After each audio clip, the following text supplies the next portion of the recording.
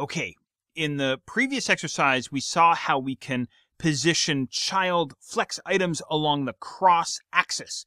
But what if we wanted to change the alignment of just one of our child flex items? In other words, perhaps our layout calls for example, all of the flex items to be aligned across the top of the parent flex container except for one of them, which maybe needs to be aligned perhaps to the bottom of the parent container. This is the sort of thing we can pull off with a new property called align self.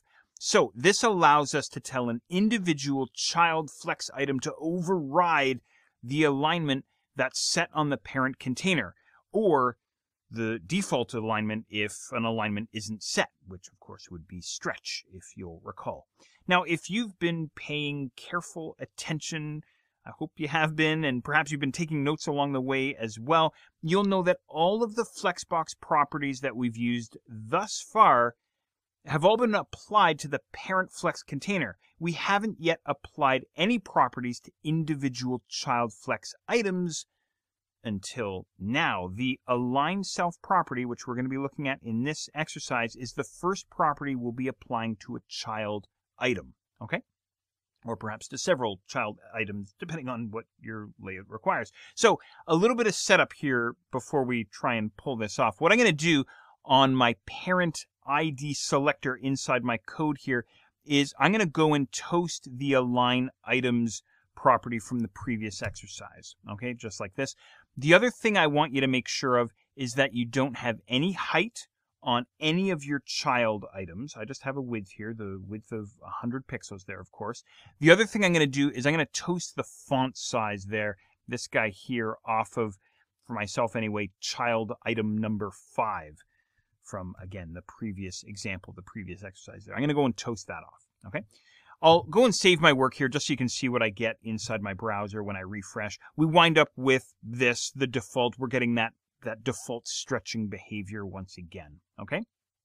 Now, what I'm going to do is I'm going to head back to my code here, and for all of my child flex items there, what I'm going to do is I'm going to set a height on these guys, a height of 100 pixels just for simplicity here, saving and refreshing one more time. Now, we don't have that stretching behavior because we've specified a height for the child items, of course. They also appear at the top of the parent container because that stretch behavior, once again, is no longer happening. Okay? So nothing too terribly exciting happening here yet, but what we want to do is we want to override this default behavior by making use of the align self property. So what I'm going to do is I'm going to go back to my code and I'm going to select one of my child items. Maybe what I'll do is I'll grab item number 5 for my example. So this guy here inside my code. Okay, of course, this is the class rule that's governing or controlling the child item number 5 in the HTML, of course, right? Now, what I'm going to do with this guy is I'm going to go and throw on align -self like so, followed by a full colon and a space. And then what I'm going to do here, if you'll follow me along on the magical mystery tour, is we're going to go align self, and then I'll say flex-end, just like that, closing it off with a semicolon. Now, if I go and save my code and head back to the browser and refresh Control or Command R, we now get this happening. So essentially what's happening here in our code is we're saying, all right, take all of the child items and align them all to the default, which is across the top, except this one. We want this one to do something else. We want him to align, in my example, to the end of the parent container using the value of flex-end. Okay, here's another quick example for you, and you're welcome to monkey around with this for a few minutes on your own if you want to get a feel for this, but it's a cool way to override, again, sort of the default aligning property that's happening with all of the child items. But here's another quick example. What I'm going to do is I'm going to go and find, once again, the parent ID selector, okay? And what I'm going to do is I will say something like this. I'm going to say align, there we go, -items,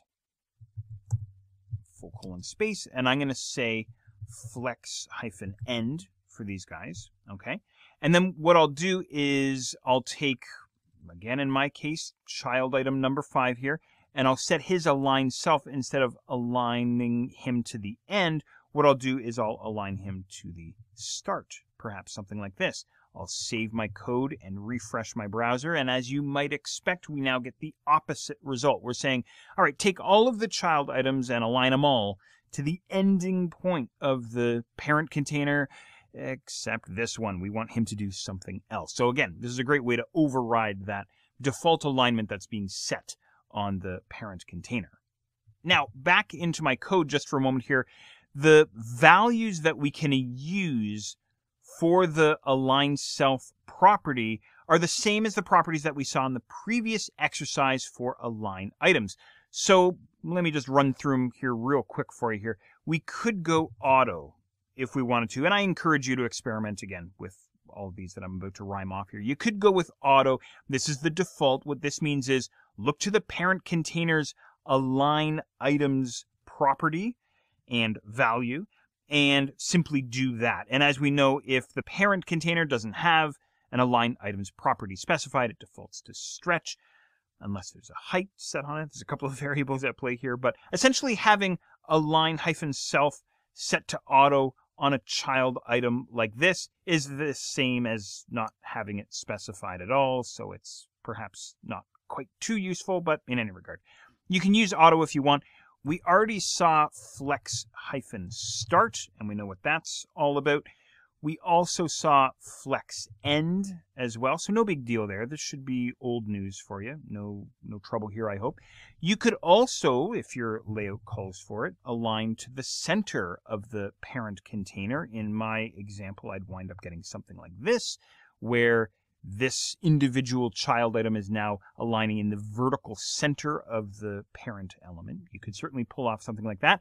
The two others that we have stretch, and we also have baseline. And we've seen these already, so I won't bother demonstrating them for you. But there you go. So once again, auto, flex start, flex end, center, baseline, and stretch. Those are the values that we can use for align self. We'll see more properties being applied to individual child flex items in upcoming exercises. I've said this once or twice already, but feel free to experiment for a few minutes here if you like. And once you're done fiddling around, controlling the alignment of individual flex items, what I'd like you to do is set yourself up for the next exercise. And in order to do that, what we'll have to do is remove the align items property from the parent ID selector. We will need to remove align self from the individual child item, like so. And I'll also get you to remove the height off of any child items as well, like so. All right, so have some fun for a minute or two if you like, and I'll see you in the next exercise.